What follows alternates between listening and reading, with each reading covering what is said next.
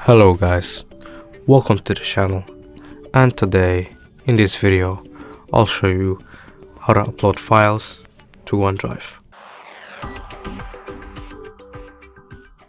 So first you want to type in this plus icon over here, and then here you'll see upload, and then you can upload anything that you want. I'm gonna be uploading a photo over here. As you can see, it's uploading to files. You can tap view if you want, and as you can see, it has been uploaded. The photo I just uploaded has been uploaded, and basically that is it.